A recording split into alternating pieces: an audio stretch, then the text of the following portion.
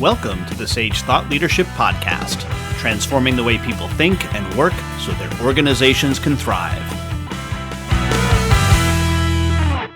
Well, hi, everyone, and welcome to our podcast. I'm Ed Kless, and with me today is Mike Couch.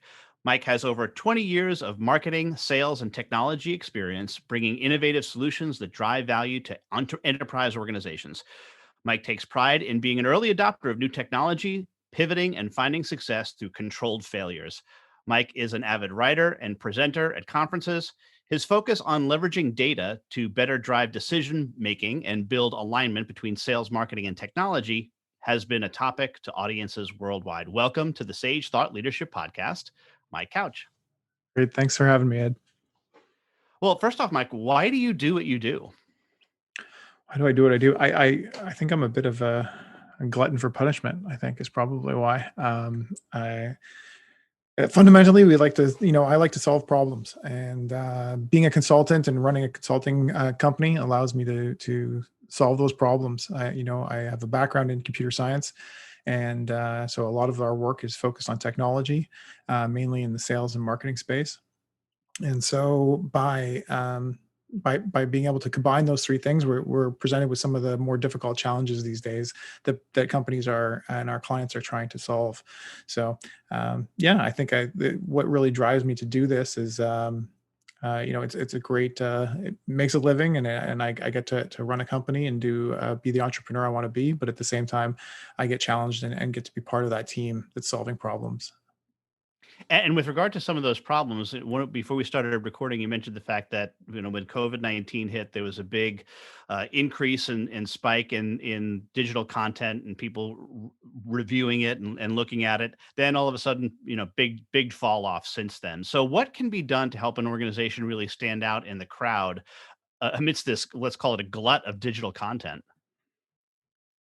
Yeah, we definitely saw a very big change. There was obviously a lot of organizations that haven't really moved exclusively to a digital channel, and now you hear people speaking about being digital first, which they don't even go to market with anything unless they're starting in a digital way. And that was something that was a very new concept pre-pandemic, and now with the pandemic, in full swing. We saw a ton of organizations have no choice but to move to digital, and you see that all the time with online ordering. Obviously, areas that are in lockdown, they can't go to the local stores that they normally would go to, or there's curbside pickup. So all of that is being powered by digital channels, and marketing with a lack of events, conferences, places that I used to spend a lot of time on airplanes and going around to, those aren't things that I can do anymore. And so in order to get our message out and for all companies to get their message out, they've had to move to that channel. And the problem that a lot of people are experiencing now, almost a year into this, is that there was a huge surge of readership and viewership right at the beginning, because everybody was at home, and they were all looking for things to read and consume, and they, work-life balance was all out of sorts. So we did see a huge rise in March 2020 of engagement, but what we've been seeing over the last 10 months from there has been a steady decline in that. And I think I can appreciate that, because I feel like I'm engaging in the content that's coming my way in the same way. There's more things for me to deal with. There's more people sending me communications. There was that, the joke that was going on at the beginning of the pandemic, that you realized how many email lists you were actually on.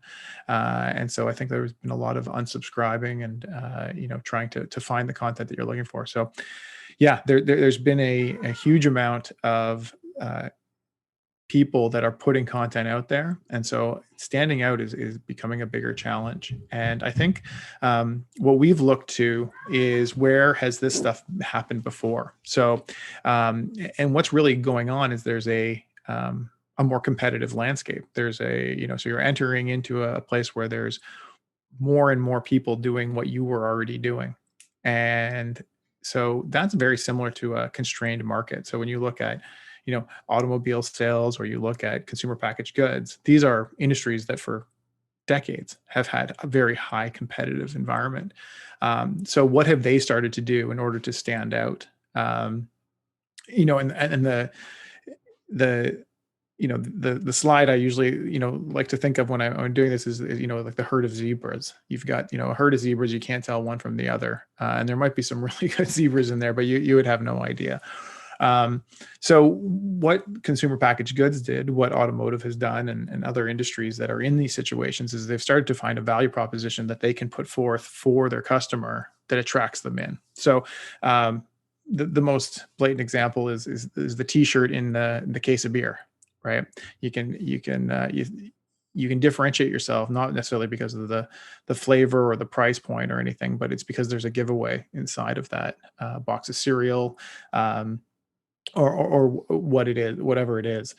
And that's what we're starting to see, that organizations are realizing that if they're going to compete for eyeballs and attention spans when people are in lockdown and there's kids running around in the background and all kinds of things that they have to deal with, uh, you have to give them some value and something that differentiates there. And one really easy way to do that these days, which is also a new concept, is the ability to create a digital product that or a digital service that they can have that complements what you do. And it doesn't even need to be necessarily something that is akin to your product or service. It can be something that your audience would find valuable. A classic example of this that has been around for a long time, also because of a competitive landscape, would be your typical mortgage calculator on your bank's website, right? They have offered that up. Every bank does it now, in order to differentiate themselves, and have you come on there so they can continue having a conversation with you about lending. So we've seen a lot of organizations start down this path of what kind of products can they develop and build. The cost of development, the cost of management of a digital product has never been cheaper and easier. You've got infrastructure that when I started, which is not that long ago, at the beginning of the 2000s, in my career, we were still putting servers into co-located spaces and all this very difficult, heavy lifting, leasing computers, all these things that you needed to do in order to power a digital product. These days, that's not the case. You can call your local Amazon or Microsoft or whoever you'd like, and you can spin up infrastructure that can help you power something that can scale quite large, to millions of users for a relatively inexpensive cost. And so that's where we've seen our customers and just the general landscape start to shift, is how can they produce something that can create that value. And the trick is that it's not easy, because most marketing departments are not set up to build products. They are set up to market them. So, but yeah, that's the great way for people to stand out amidst all this clutter that's going on. Yes, you have to figure out what is the free prize inside from a digital perspective, or the sparkles in the toothpaste, whatever way the metaphor that you want to use for that. And as one person said to me long time ago, and I appreciate the difficulty in this, because the question was, what can I do to differentiate myself that other people are doing as well? I'm like, you don't understand differentiation. Yes. So, I want a no risk differentiation. yeah, yes, I want the differentiation that's working for everyone else. Yes. But that's a great point. So, Mike, we have an exit question we ask all of our guests, and that is, who is a hero of yours, and why are they a hero? That's a good question. I think I'd probably have to look to my family members. There's lots of business leaders and people that I look up to, at least from what I can see of them from the outside. But in terms of people that I admire most, I'd have to look at probably my father. He was an entrepreneur and raised a family, and if being a hero is something that you look up to and someone you'd want to emulate in some way, I hope I can be as successful as he was in doing just that. So, all right. And lastly, Mike, how can somebody contact you? Through one of our digital channels, probably. Yeah, we do practice what we preach. We've actually built a employee back to work screening app for the pandemic, and all of that can be found on our website, which is couch.associates. And that's just it. Otherwise, and all our phone number and contact information is there. All right. Mike Couch, thanks so much for being a guest on the Sage Thought Leadership Podcast. Thanks for having me, Ed. Review and subscribe by searching your podcast player of choice for Sage Thought Leadership Podcast.